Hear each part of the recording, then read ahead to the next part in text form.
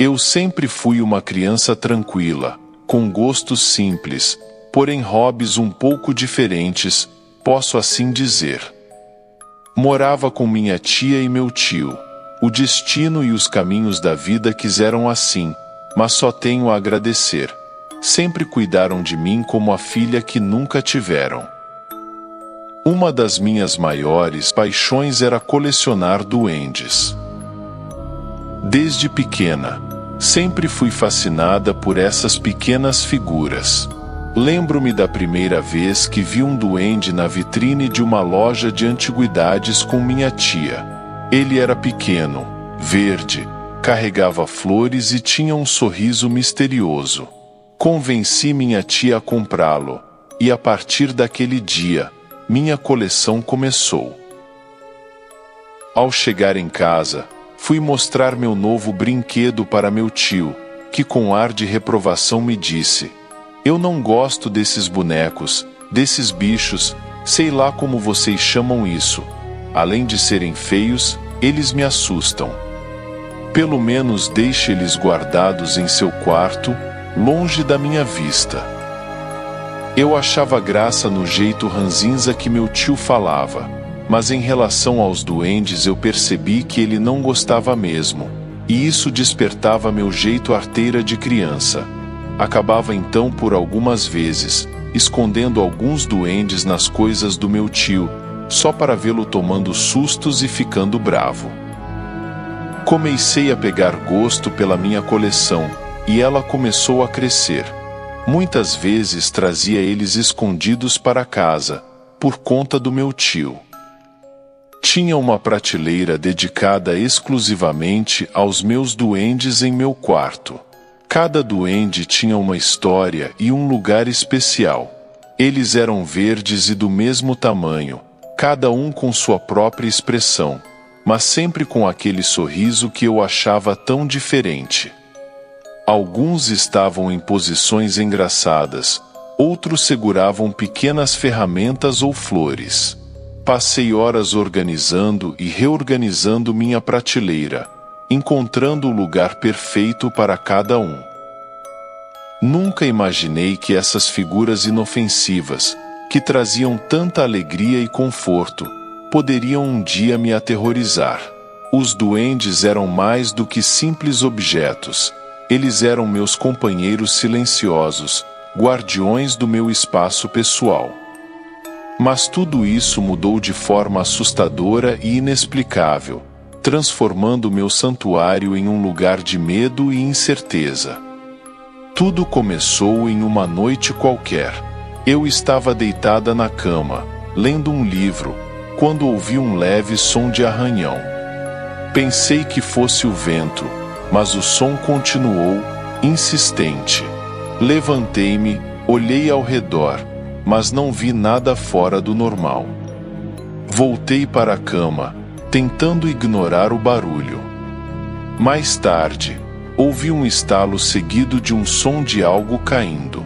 Levantei-me de novo e acendi a luz. Um dos duendes estava no chão, quebrado. Meu coração começou a bater mais rápido. Como ele poderia ter caído sozinho? Recolhi os pedaços, tentando convencer a mim mesma de que talvez eu o tivesse deixado mal colocado. Na noite seguinte, enquanto tentava dormir, ouvi uma risada suave. Meus olhos se arregalaram e olhei para os duendes. Um deles estava virado, olhando diretamente para mim. Eu sabia que não tinha deixado ele assim. O medo começou a crescer dentro de mim. Corri para o quarto dos meus tios e contei o que estava acontecendo. Minha tia achou que era apenas um pesadelo e me mandou de volta para a cama. Mas meu tio sabia que algo estava errado. Ele falou que depois que eu comecei a colecionar os duendes, as coisas em casa pioraram e ele não se sentia tão bem, cada vez mais fraco e cansado. Minha tia riu, falando que o que ele tinha era velhice e chatice, mas pediu para que eu guardasse os duendes no armário. Assim meu tio não ia ficar mais reclamando. Cheguei no meu quarto e coloquei os duendes em uma caixa de sapatos velha e coloquei no armário. Na manhã seguinte, levei um susto quando vi todos os duendes estavam espalhados pelo quarto, como se tivessem saído da caixa e se movido sozinhos. E para piorar, não estavam todos lá. Tinham alguns espalhados pela casa, principalmente na cozinha e nas coisas do meu tio. Fui correndo, aterrorizada de medo, contar para meus tios. Além de não acreditarem em mim, ainda acharam que eu havia escondido os duendes pela casa, para aprontar com eles, pelo fato deles terem pedido para eu guardar meus duendes no armário. Por fim, depois que os duendes foram descartados, os eventos estranhos pararam e meu tio falou que se sentia melhor, mas eles ainda achavam que os eventos que aconteceram foram obra da minha imaginação e de minhas brincadeiras. Fiquei triste pelo fato de não acreditarem em mim, mas aliviada porque sei das coisas estranhas que estavam acontecendo com os duendes em meu quarto. Sem falar no espanto que todos sentiram, quando minha tia falou que as maçãs que estavam perto dos duendes estavam podres por dentro, diferentes das outras. Até hoje, toda vez que ouço um leve arranhão ou risada, lembro-me daqueles duendes e daquelas noites aterrorizantes. Nunca mais olhei para os duendes da mesma maneira. Na verdade, eu tenho pavor deles. Hoje em dia, evito sequer olhar para eles.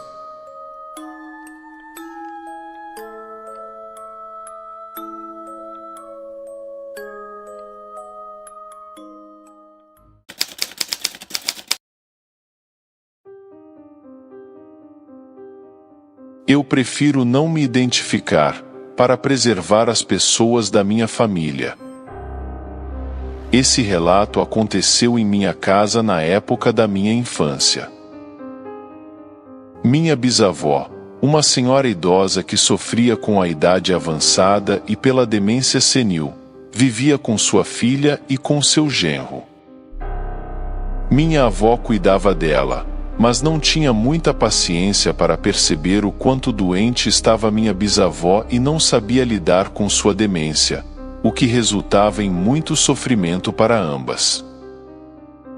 Minha mãe tinha mais condições de cuidar dela, então ela veio morar conosco. Meus avós também já estavam velhos e tinham dificuldades para lidar com toda essa situação. Inicialmente, ficamos todos felizes de ter nossa bisavó morando ali com a gente. Era bom tê-la por perto, apesar dos problemas de memória. Mas com o passar dos meses, sua demência piorou e ela começou a nos deixar assustados. À noite, ela ficava gritando, chamando por pessoas desconhecidas e agindo de forma muito estranha. Uma coisa que ela dizia marcou a todos nós, sendo impossível esquecer suas palavras até hoje. Você me fez sofrer muito, e no dia que eu morrer vou levar seu marido comigo. Essas palavras nos assustavam profundamente, não apenas pelo conteúdo, mas pela forma intensa e quase ameaçadora com que minha bisavó falava. E quase toda noite, eram as mesmas palavras. Ela começava a gritar no meio da madrugada, a voz rouca e cheia de raiva. Chamava nomes que ninguém conhecia, conversava com sombras, e suas palavras ecoavam pela casa, gelando nosso sangue. Cada vez que ouvíamos aquelas frases, sentíamos um calafrio percorrer nossos corpos. A situação se agravava a cada dia. Minha mãe tentava cuidar dela da melhor forma possível, mas era difícil lidar com os surtos noturnos. Às vezes, minha bisavó parecia reconhecer a gente, mas logo em seguida caía em um estado de confusão e medo.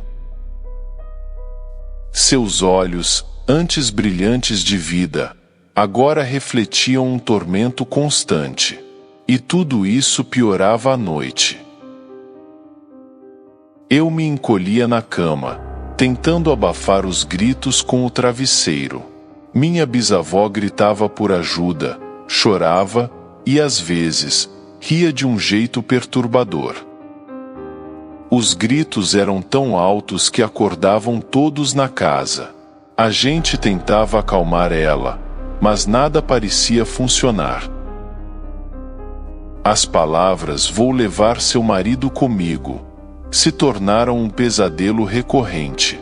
Naquele momento uma dúvida começou a perturbar todos nós, e perguntávamos uns aos outros: será que isso é somente pela demência? Ou será que existe algo a mais nisso, que não sabemos explicar? Os dias foram passando naquela mesma situação e com as mesmas dúvidas em nossas cabeças. Até que um dia, infelizmente, o pior aconteceu. Minha bisavó faleceu. E no mesmo dia, aquilo que ela falava por noites e noites veio acontecer. Meu avô, que estava doente e internado há algum tempo, também faleceu. Naquele dia, ninguém lembrou daquelas palavras que minha bisavó falava em muitas noites. Estavam todos atordoados com 2 velórios e 2 sepultamentos no mesmo dia. Mas passando os dias nós começamos a lembrar das falas de nossa bisavó e aquilo acabou marcando a todos. A dúvida permanece até hoje. Será que aconteceu uma infeliz coincidência? Ou realmente aquelas palavras que ecoavam pela noite se concretizaram exatamente como eram pronunciadas?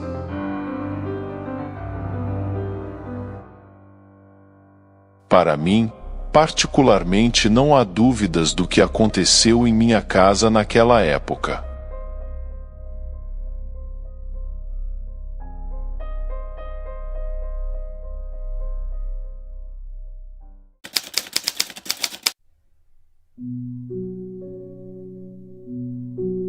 Meu nome é Josias, tenho 46 anos e trabalho como porteiro noturno em um prédio antigo. É um emprego tranquilo, mas solitário, que exige muita atenção e responsabilidade. Minha rotina é marcada pela solidão, pelo tédio das horas noturnas e pelo silêncio da portaria e das áreas externas do prédio. O prédio é um daqueles edifícios antigos, com uma fachada grande e uma portaria decorada com pedras e madeira escura. Fica localizado no bairro de Santa Cecília, no centro da cidade de São Paulo. Minha jornada começa às 19 horas. Quando chego, troco algumas palavras com o porteiro do dia, que me passa as ocorrências do seu turno. Em seguida, assumo meu posto na portaria. Tenho à minha disposição uma pequena sala com uma mesa, algumas cadeiras e um painel de monitores de segurança que mostram as imagens das câmeras espalhadas pelo prédio. Também tenho um rádio de pilha, que é meu fiel companheiro, e um caderno onde registro qualquer evento em comum. Minhas funções como porteiro incluem vigiar as entradas e saídas do prédio, garantir que apenas moradores e visitantes autorizados entrem, e fazer rondas periódicas pelas áreas externas do prédio, porém não posso ficar muito tempo fora da portaria. Além disso, sou responsável por receber encomendas e correspondências, e por ajudar os moradores em qualquer necessidade durante a noite. A maior parte do tempo, a única companhia que tenho, são os monitores de segurança e meu rádio de pilha. A vida noturna na portaria é tranquila. O silêncio é quebrado vez ou outra pela entrada de pessoas que chegam tarde no prédio. Era final do mês de junho, uma madrugada de inverno, fria e silenciosa. O relógio marcava pouco mais das 4:30 da manhã, e eu já estava ansioso para o final do meu turno, que acabava por volta das 6 da manhã. A noite havia sido especialmente calma, sem nenhum incidente. Eu estava prestes a me levantar para fazer minha última ronda externa, quando vejo no monitor de vídeo um rapaz batendo desesperado na porta da entrada principal, pedindo para entrar, pálido e suado. O rapaz de uns 20 e poucos anos estava confuso, dizendo que estava com frio e não sabia onde estava. Ao mesmo tempo dizia palavras confusas que o interfone antigo captava com dificuldade. Acabei saindo da portaria e indo até a entrada principal, para poder entender melhor o que estava acontecendo. Chegando lá, percebo que a jaqueta do rapaz estava suja de sangue. Fiquei um pouco assustado. Ele poderia estar ferido ou precisasse de ajuda. Mas também podia ser um golpe, coisa frequente hoje em dia. Disse ele com a voz assustada: por favor, me deixe entrar. Estou com frio, estou perdido. Olhei para ele, tentando decidir se deveria acreditar em sua história. Ele não era morador do prédio. E uma das regras mais estritas do meu trabalho era não deixar entrar estranhos, especialmente no meio da noite. Desculpe, mas não posso deixar você entrar. Perguntei quem ele era e por que estava agitado daquele jeito, mas suas respostas eram confusas e incoerentes. Acabei optando por seguir as regras do prédio, e não deixei o rapaz entrar. Perguntei se ele queria que eu chamasse a polícia, que ligasse para alguém. Os olhos do rapaz se encheram de desespero. Ele tentou mais uma vez, mas eu já tinha trancado a porta.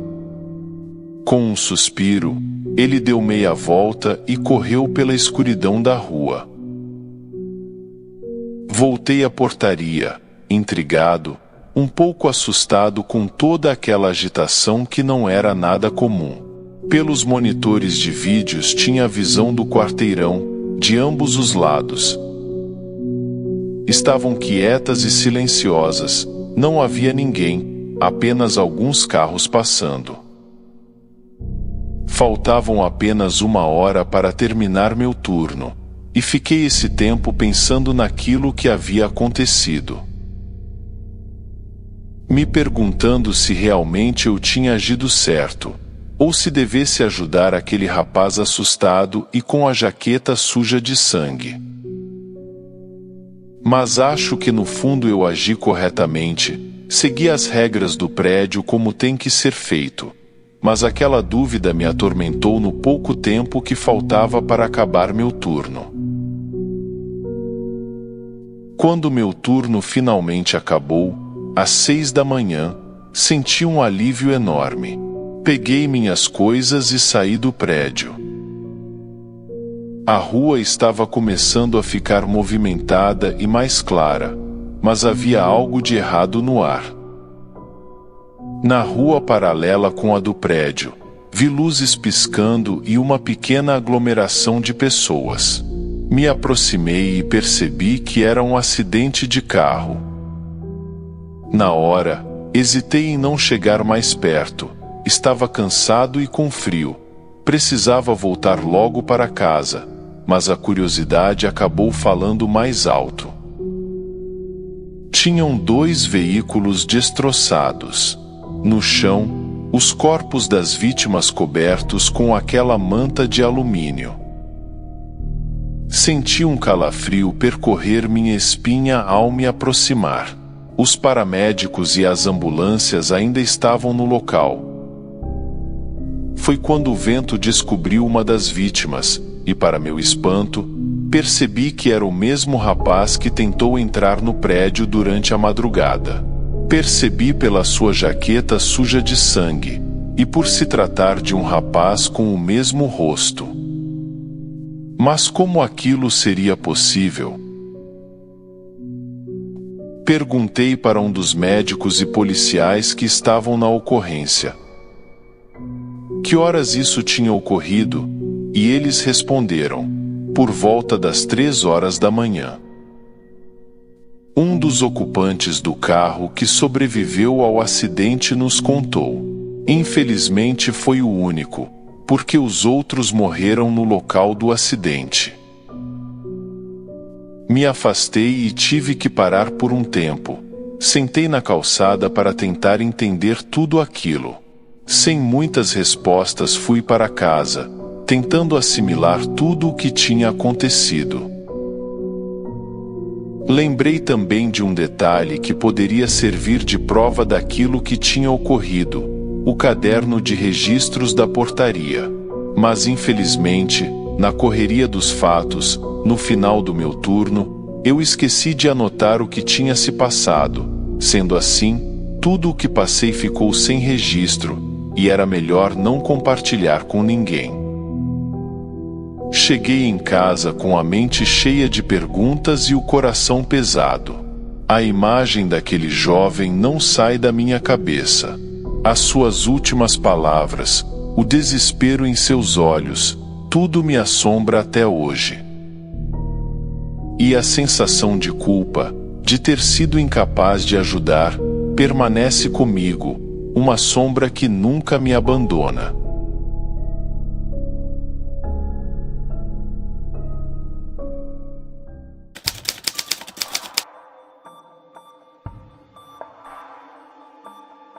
Me chamo Rodolfo, mas na corporação sou chamado de Tenente Castro.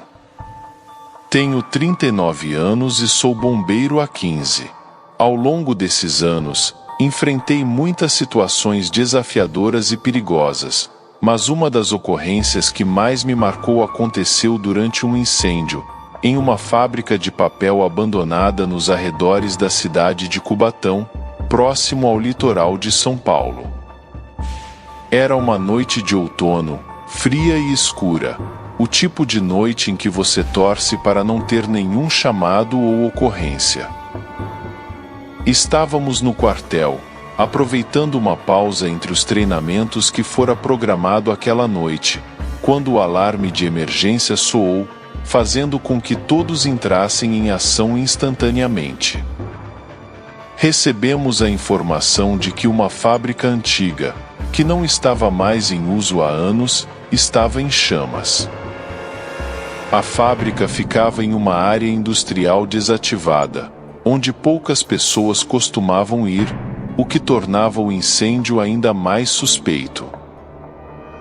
Subimos rapidamente nos caminhões, equipados com nossos trajes de proteção e equipamentos, enquanto as sirenes tocavam à noite.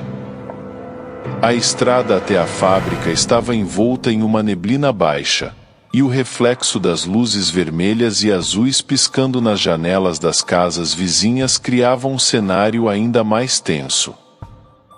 Chegamos ao local e a cena era assustadora.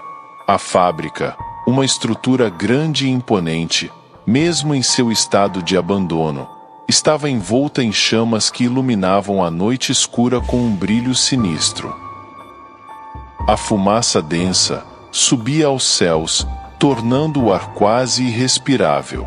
O calor intenso podia ser sentido à distância, e o barulho das chamas consumindo o edifício era acompanhado pelo estalo das estruturas metálicas e o colapso de parte do telhado. A visão do incêndio era hipnotizante, mas não podíamos nos deixar distrair. Sabíamos que tínhamos que agir rápido para controlar as chamas e verificar se havia alguém preso lá dentro. João, meu colega de longa data, e eu, fomos designados para entrar no prédio e realizar a busca. Com um último olhar de determinação trocado entre nós, adentramos a escuridão e ao caos. A fumaça era densa e reduzindo nossa visibilidade a quase nada. Os passos ecoavam no chão enquanto avançávamos com cautela, e a lanterna iluminando o caminho à nossa frente. O calor era insuportável, intensificando-se a cada passo que dávamos. Minha mente estava a mil pensamentos de nossa missão, a segurança das possíveis vítimas e o risco iminente para nossas próprias vidas se misturavam. Cada sombra parecia esconder um perigo, cada estalo da estrutura ameaçava um desabamento. Eu tentava manter a calma, focar na tarefa, mas não podia evitar o medo que pulsava junto com meu coração. O suor escorria pelo meu rosto, misturando-se com a fuligem que começava a se acumular em nossa pele. A comunicação com João era vital, nossas vozes abafadas pelas máscaras, mas claras em nosso propósito. Vá para a esquerda, eu cubro a direita, ele disse. E eu confirmei com um aceno. Dentro daquela fábrica em chamas, o tempo parecia se esticar e comprimir simultaneamente. Cada segundo era uma eternidade enquanto procurávamos por sinais de vida, cada canto escuro uma potencial armadilha. Sabíamos que o desconhecido nos aguardava, mas estávamos prontos para enfrentar qualquer desafio para salvar aqueles que pudessem estar presos lá dentro. A determinação de voltar para fora, de cumprir nossa missão e de não deixar ninguém para trás, era o que nos impulsionava a continuar, mesmo quando o fogo parecia engolir tudo ao nosso redor. Em certo momento, enquanto procurávamos por possíveis vítimas, ouvimos um som de gemido vindo de uma sala adjacente. Corremos na direção do som e encontramos um homem encurralado pelos destroços. Ele estava gravemente ferido e parecia em estado de choque. João e eu o ajudamos a se libertar dos escombros, e enquanto tentávamos retirá-lo do prédio em chamas, ele começou a murmurar palavras incompreensíveis. Parecia estar em transe, olhando fixamente para o fogo que consumia o que restava da fábrica. Foi então que percebemos uma sombra escura movendo-se nas chamas. Inicialmente, pensei que meus olhos me pregavam peças, mas a figura continuava a se mover com uma graça macabra, desafiando a lógica. A sombra não parecia ser um reflexo ou uma ilusão. Era algo real, algo que não deveria estar ali. O contraste entre o fogo devastador e a presença daquela entidade sombria era surreal e aterrorizante. A silhueta emitia uma aura de malícia e me fez questionar se estávamos enfrentando algo além do meramente físico. João e eu trocamos olhares rápidos, ambos claramente abalados pela visão. Sabíamos que precisávamos manter o foco, mas a presença daquela sombra parecia nos desafiar, como se estivesse ciente de nossa presença e se divertisse com nosso medo. A sensação de estar sendo observado por algo não humano era palpável, e cada segundo que passava aumentava a tensão no ar. Nosso foco imediato era evacuar o homem ferido em segurança. Após um esforço conjunto, conseguimos levá-lo para fora do prédio, onde a equipe médica o aguardava. Ele foi levado às pressas para o hospital, ainda murmurando sobre a sombra que tinha visto dentro do fogo. Aquela experiência me assombrou por semanas. O que aquele homem viu foi a mesma sombra aterrorizante que nós vimos também. Seria uma ilusão causada pelo estresse e pelo trauma, ou algo mais sinistro estava presente naquele incêndio. Como bombeiros, enfrentamos muitos desafios e situações perigosas, mas algumas ocorrências deixam uma marca profunda em nossas mentes, nos fazendo questionar o que realmente testemunhamos na linha de frente do perigo.